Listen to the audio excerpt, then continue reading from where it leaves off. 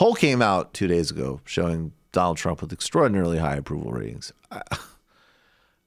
I've had the position that I think that this is a political wash, and primarily you do have to examine it, how it looks politically, because it's a political exercise, because we knew he'd be acquitted. And yes, it is much more profitable. If David Brooks could tweet out yesterday that Democrats might have done better for themselves, they focused the last couple of years on infrastructure and early childhood education, that says something. However, the only thing that it really is coming out of this politically that I was wrong about, that might be in the margins helpful, is that it looks like Sinema and Manchin voted with the Democrats. And Mitt Romney, who is, please, my God, could you not use this as an opportunity to build up a private equity? Hello, this is Mitt Romney. Mitt Romney, clearly making a play for the history books and his brand, voted yes on one article of impeachment. And that does opens a line of attack, which is significant. That really robs them of what I thought their big talking point would be, which is that this is a partisan witch hunt. And look, obviously it's not going to make that much of a difference. They'll tear Romney apart, but it doesn't matter. When the score is red, one Republican voted to impeach Donald Trump, and that matters, and that does not help Donald Trump. Here's Mitt Romney explaining why. Will judge us for how well and faithfully we fulfill our duty. The grave question the Constitution tasks senators to answer is whether the president committed an act so extreme and egregious that it rises to the level of a high crime and misdemeanor. Yes, he did. The president asked a foreign government to investigate his political rival. The president withheld vital military funds from that government to press it to do so. The president delayed funds for an American ally at war with Russian invaders. The president's purpose was personal and political. All right, we get it. All right, so this is good. And of course, it should always be noted. This is just undeniably true. I mean, we're talking about even people who, even like, well, he learned his lesson. Pretty much everybody understands that this is an objective crime, except for maybe this guy, who, it should be remembered, was a House impeachment manager over an affair. This is Lindsey Graham freaking out. I supported the Mueller investigation. I had Democratic colleagues come to me and say, we're afraid he's going to fire Mueller. Will you stand with us to make sure Mueller can complete his investigation? And I did. 2 years, $32 million, FBI agents, subpoenas, you name it. The verdict is in. What did we find? Nothing. I thought that would be it. But it's never enough when it comes to Trump. Just a quick note. I think we made money on the Mueller investigation by basically seizing rugs from Paul Manafort. Yeah, right. Sorry. That's funny. It's never enough when it comes to President Trump. This sham process is the low point in the Senate for me. If you think you've done the country a good service by legitimizing this impeachment process, what you have done is unleash the partisan forces of hell. Yeah, I think the partisan forces of hell were unleashed in, I don't know, when the Supreme Court gave George W. Bush the election, when Mitch McConnell wouldn't give Merrick Garland a hearing, when state Republican parties and judiciaries gutted the Voting Rights Act and allowed all sorts of local ordinances to pass to suppress the vote of people of color. Probably those would be the times. All right, so Butters was upset on the Senate floor, and here is our old friend, looking extremely comfortable there because of all of the rancid fish oil he's sucking down, Sebastian Gorka. I want to use the time machine and go back in time and rewrite the president's speech to change that to, if you attack our citizens and abuse our trust, you forfeit your life and your power. Oh, your power. We're not going to be killing Pierre Delector because he's a swamp-dwelling rat, but I like Correct. I don't want to murder anybody, but you forfeit your power, too. I like how the guy said your life and your power. Yeah, how do you retain your power? That was great. And then it was just like, Mitt Romney's like, I've actually been dead for 10 years and still retain my Senate seat. Because he's a swamp-dwelling rat, but I like Correct. it. I don't want to murder anybody, but you forfeit your power, too. No, and I think that's eventually what's going to happen. I meant it with all sincerity when I tweeted it out.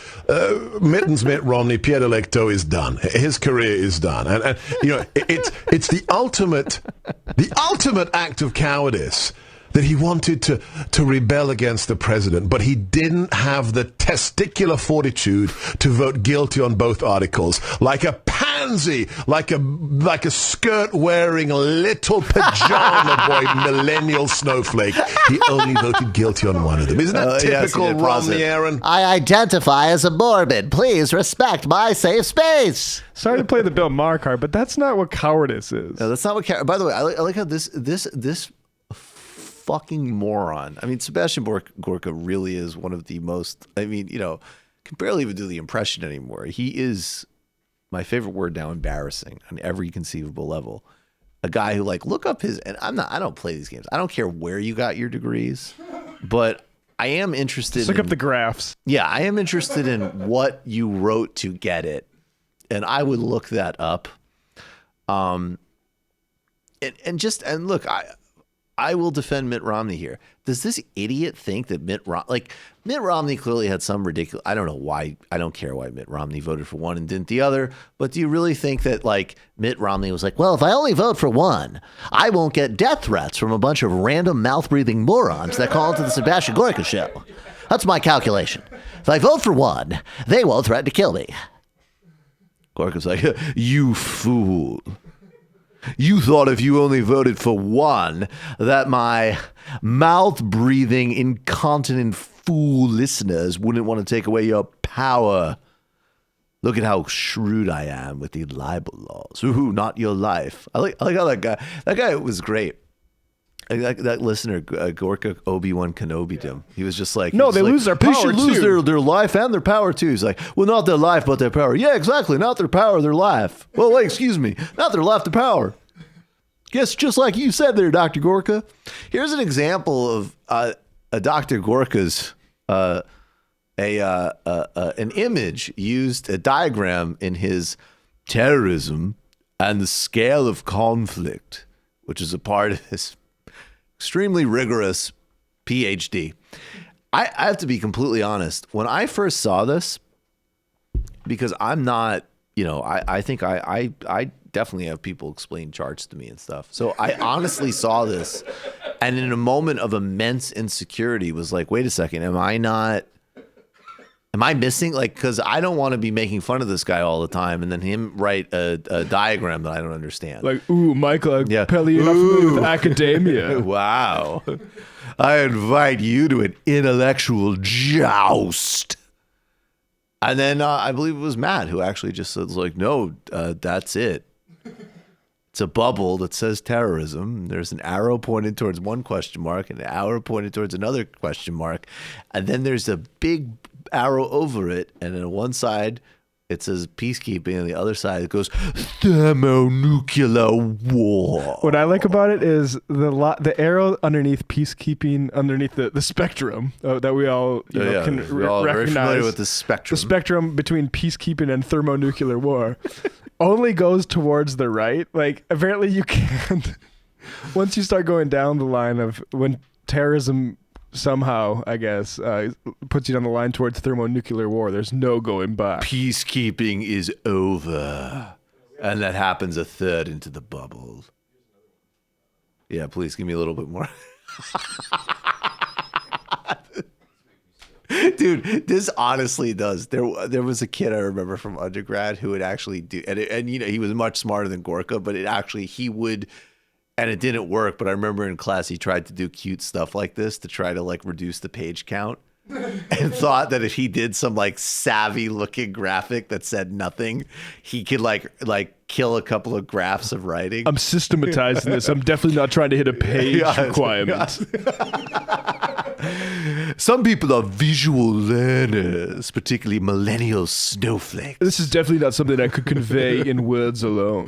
So No, how about I definitely take not. I need to represent these relationships visually. So we got the terrorist group Actor A, the attack in the blue circle, terror attack victim, the resultant fear and political pressure on society you see obviously in the more bolded green circle of society to include the political elite, the general public, and international opinion.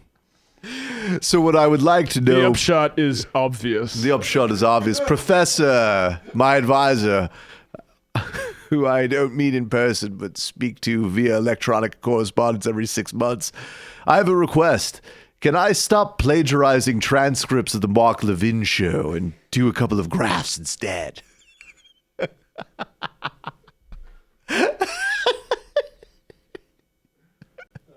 I feel like a terrorism expert now. Yeah. Yeah, I think we're going. I'm gonna go use this to harass some Muslim kids in New Jersey. Yeah, exactly. I think we're equipped to go terrify some seniors at Fort Lauderdale. And that is why I suggest, Officer Lunkhead, that you spy on Bangladeshi families. This is how counterterrorism works, by the way. In this circle, you're a 13-year-old Arab. In that circle, there's your mosque. Yeah. In this circle, it means you're a terrorist. Yeah. And see, and then in this other little bubble, there's a little picture of me smiling in front of a Mustang. So I actually get paid for this shit. In the little circle that you see my license plate, that literally says, this is not a joke in character. It actually says Sun Tzu. This is real life. Art of War. This is real life. This is actually happening. Anyway, please don't say we're going to kill Mitt Romney on the show. Yeah. Anyways, point being, could you just say that Mitt Romney will lose his power? Special announcement to listeners. It would be super helpful if you didn't threaten to kill public officials when you call into this program. Listen, I've already been thrown off YouTube because of the whole Imagine Dragons fiasco. Don't get me thrown off Facebook Live as well. My wife has really been cracking the whip about my trust fund, and I would really appreciate if I could get a small amount of fish oil ad revenue. So that being said, please don't threaten to kill Mitt Romney. Thank you. Oh, okay, Mr. Gorka, sir. Anyways, he should lose his life. Wait, no, his power. Got you.